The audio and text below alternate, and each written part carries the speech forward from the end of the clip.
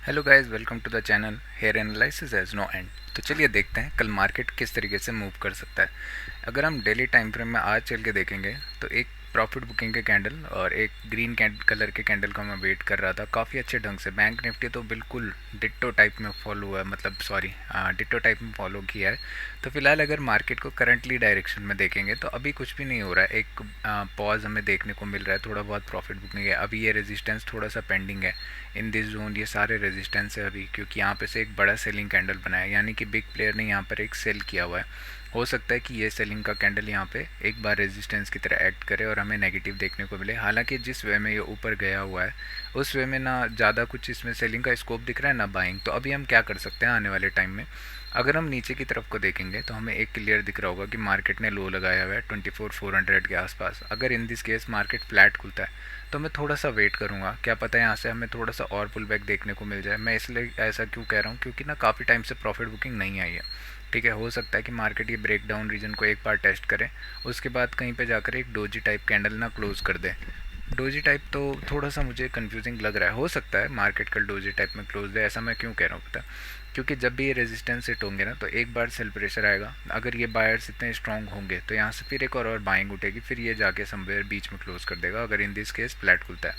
अगर gap up अगर खुलता है तो चांसेस हैं जितने भी सेलर्स ने ये मिस किया हुआ होगा इसको, वो इसको दोबारा से प्रेस करना चाहेंगे एक बार नीचे के लिए। और अगर गैप डाउन अगर इन दिस केस यहाँ कहीं खुल जाता है तो ये सारे के सारे बायर्स कुछ इतने इंपॉर्टेंट नहीं लग रहे हैं। स्लो एंड स्टडी ऊपर गया, इनका स्टॉप लॉस अभी यहाँ कहीं होगा। जो बायर्स इतने नहीं आए हुए हैं कि मैं कुछ बोलूँ stop loss, but gap down अगर आता है तो मैं प्रीफर करूँगा कि कॉल शॉर्ट्स करूँ। ठीक है, थोड़ा सा हो सकता है कि मार्केट इसी लेवल के आसपास टाइम स्पेंड करे और आने वाले टाइम में नीचे की तरफ को हमें फिर से ब्रेक डाउन दिखे या डिसाइड करे कि वो कहाँ जाने वाला है, क्योंकि ट्रेंड आ चुका है। ठीक है, आवरली टाइम फ्रेम में देखेंगे तो ट्रेंड आ चुका है। अभी हो सकता है कि ये अभी टेक्निकली एक क्या दे रहा है, पुल बैक दे रहा है। हो सकता है कि थोड़ा सा वॉलेटिलिटी के बाद हमें फिर से ट्रेंड कंटिन्यूशन दिखे। तो अभी के लिए हम इतना ही रखेंगे सिंपल सा, कि बाइंग की तरफ को थोड़ा लेस इंटरेस्टेड रहना, क्योंकि इतना कुछ मेजर तब तक नहीं होगा जब तक यहाँ पे से एक बार pull back, first pull back आ जाता है। देखो, सेल का फर्स्ट पुल बैक कभी भी हमें बाय नहीं करना चाहिए। इसके पीछे थोड़े से कॉन्सेप्ट अलग हैं, बाइंग कब करनी चाहिए क्या नहीं। इसका मतलब ये नहीं है कि बाइंग मतलब बस दिमाग में छाप लो कि फर्स्ट पुल बैक के अगेंस्ट में हमें नहीं जाना चाहिए। ठीक है, अगर मैं देखूँगा तो आज मैंने बाइंग के लिए बोला था, इसका कॉन्सेप्ट थोड़ा सा अलग हो जाता है, वो प्रॉफिट बुकिंग वगैरह के सिनारियोज में मैट होता है। पर यहाँ पे हमें बाइंग नहीं करनी चाहिए, अभी वेट करना होगा हमें। उसके बाद जाकर अगर समवेयर ऐसा पैटर्न हमें कहीं देखने को मिलता है डब्लू जैसा, तो हम शिफ्ट हो जाएंगे बाइंग की तरफ को। फिर हमें अपकमिंग टाइम में अगर यहाँ पे बॉटम हमें दिख जाता है तो हमें अपकमिंग टाइप में एक बड़ा डब्लू टाइप यहाँ पर देखने को मिलेगा। और मार्केट चांसेस हैं इस लेवल से रिस्पेक्ट ना करते हुए ना काफ़ी हाई ऊपर की तरफ को फिर से हमें एक नया ऑल टाइम हाई देखने को मिल जाए। बट फिलहाल मेजर ये है कि क्या इस लेवल पे होल्ड कर रहा है, क्योंकि अगर ये होल्ड नहीं करता है तो हमें आने वाले टाइम में कहीं ना कहीं मूव हमें देखने को मिल जाएगा।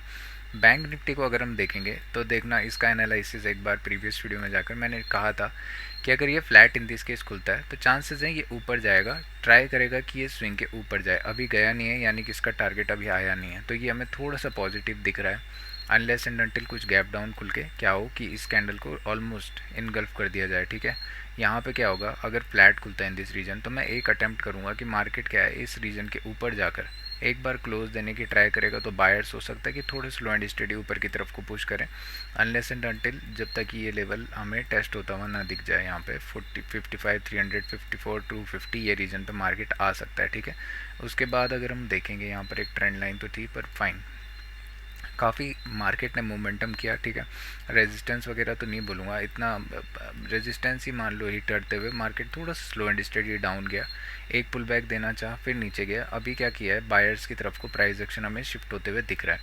ठीक है, ये सारे लेफ्ट ओवर सेलर्स थे, अभी उनके ऊपर हम ट्रेड करना स्टार्ट कर चुके हैं, तो थोड़ा सा हमें प्रॉफिट बुकिंग देखने को मिल सकती है। 54 200 250 ये रीजन हमारे लिए टारगेट होना चाहिए, इससे ज़्यादा नहीं।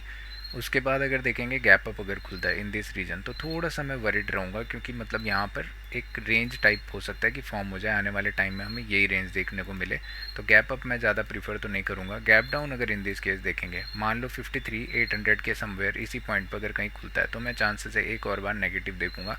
देखो एक चीज़ समझाता हूँ, जब एनालिसिस जब करते हैं उसमें हमने एक चीज़ कही, ठीक है, कि हम क्या कर रहे हैं, सेलिंग के लिए देख रहे हैं अगर मार्केट समवेयर इस जोन में खुलता है। इसका मतलब ये नहीं है कि मार्केट इसी जोन में खुला और मैं इंस्टेंटली सेल करना स्टार्ट करूँ, हमें वेट करना चाहिए, ठीक है। हो सकता है ज़्यादा से ज़्यादा अगर आपको वेट करना है पूरे दिन भर करो, कोई दिक्कत की बात नहीं है, ठीक है। बट मिनिमम एटलीस्ट अगर वेट करना है, मेरे हिसाब से 30 सेकेंड्स मार्केट के बाद भी आपको वेट करना चाहिए। एटलीस्ट हो सके तो 1 मिनट में कैंडल्स फॉर्म होने देना चाहिए। इम्पेशंस होना काफ़ी गलत बात होती है, मार्केट को फॉर्म होने दो। उसके बाद देखोगे तो ये हायर साइड पे जाने लग गया, ठीक है। उसके बाद फिर से ये कहीं समवेयर इसी मार्केट ने रेजिस्टेंस हिट हुआ है 53,900 54,000 से, फिर एक और बार मार्केट सेलिंग की तरफ को चलते हुए दिखा। अगर 5 मिनट टाइम फ्रेम में आज का दिन देखेंगे तो आप अगर यहाँ से देखोगे ना, तो मैं एक चीज़ समझाता हूँ, ये प्रॉफिट बुकिंग के कैंडल्स ज़्यादा बनते हैं। यहाँ पे एक और देखो, दो कॉन्सेप्ट आपको यहाँ पे सीखने को मिल सकते हैं। यहाँ से 350 पॉइंट की एक बाइंग आई है, बाइंग का ये एरिया कुछ है नहीं अभी खास, ठीक है। यहाँ से एक बाइंग आई, प्राइस एक्शन बनाया, इमीडिएट जब भी ये प्राइस एक्शन का ब्रेक करता हुआ कैंडल इमीडिएट अगर रेजिस्टेंस पे या समवेयर इस रेजिस्टेंस के पॉइंट पे कहीं पे भी ऐसे रेड यानी आयरन से फॉलो थ्रू होता है, यानी कि एक नेगेटिव कैंडल से, चांसेस होते हैं कि ये बायर्स जो यहाँ पे ट्रैप हुए ना, इनका स्टॉप लॉस हिट होता है, मार्केट एटलीस्ट आधा तो आ ही जाता है, यानी कि इसमें। और ऊपर से ट्रेंड था, तो ट्रेंड की वजह से जितने भी सेलर्स रहे होंगे उन्होंने इसको पुश तो करना चाहा, बट समवेयर इसी बिग कैंडल के आसपास फिर से बाइंग हमें देखने को मिली और अभी मार्केट ऊपर की तरफ को पुश कर रहा है। तो फिलहाल हम मार्केट को देखेंगे, कल इतना कुछ एग्रेसिव मैं दिन एक्सपेक्ट नहीं कर रहा हूँ कि कुछ बड़ा मूव हो जाए, अनलेस एंड अनटिल कुछ गैप डाउन हमें देखने को ना मिले 53,800 के आसपास। तो होप गाइज इससे आपको कुछ सीखने को मिले।